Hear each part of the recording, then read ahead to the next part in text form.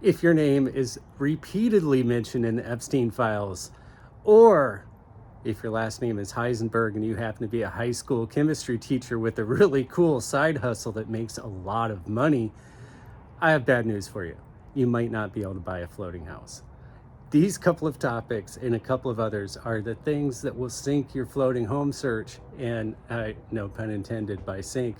I wanted to cover those for you so it could save you some time, a massive amount of time, some mental brain space, and make the process easier for you.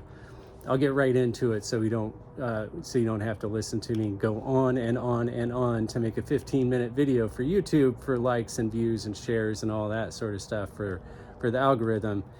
So here it is. There are three main things that end up messing up a person's floating home search and the ability to buy a floating home at all. So I wanted to cover those right away. And one of them I mentioned right away is if you have something in your background that is, let's say, unsavory, if you have been convicted of some sort of a crime, not all crimes, and I'm not here to judge what should allow or disallow a person from living in a floating home mortgage, but every single floating home mortgage has rules and regulations about not only what can go on in a floating home mortgage, more about that in a second. Almost every single floating home mortgage has a background and credit check that you'll go through to apply to live there and be approved to live in that mortgage. And some of the things they're going to look at is, of course, your credit, your income. Do you have enough money coming in comparison with your debts and other payments, obligations that you have, to be able to then pay the monthly fee, whether you're paying slip rent or an HOA fee. They're going to check out your background too, and to make sure that you don't have certain things in your background. Some of those certain things I've heard mentioned include whether you have any sort of violent criminal activity in your background, if you've been convicted of fraud or other crimes of moral turpitude.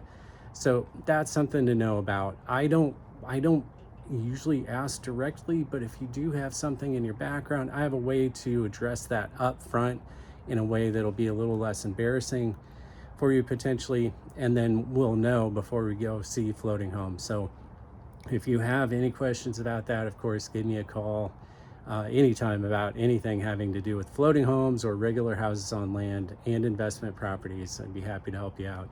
The other one that I mentioned is rules and regulations at the mortgage. Whether you are a co-owner of the whole marina that we colloquially refer to as slip ownership, or you rent the slip, there are rules and regulations in every floating home mortgage. Some of those have to do with renting out your house.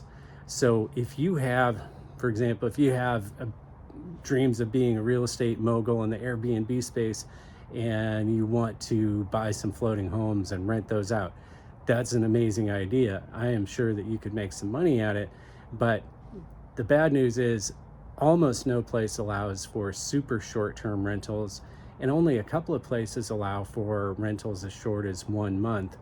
I know where those are. I know of a couple that allow for as short as 3 months also. So give me a call if you have any plans about living in it part-time and then renting it out part-time, floating home that is. I'll be able to help you out with that. And then the last thing is financing.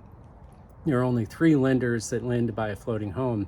That doesn't make it super hard to get a loan. It's just they have their own special requirements having to do with the condition of what amounts to the foundation under the floating house. It's called a float.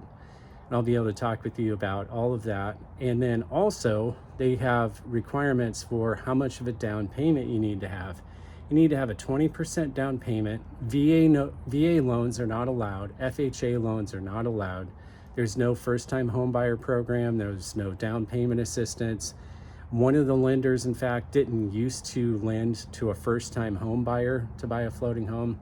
So there are some requirements. I'll help you get through all of those too.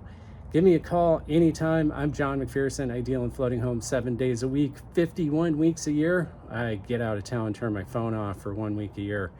And that's coming up soon. That's going to be great.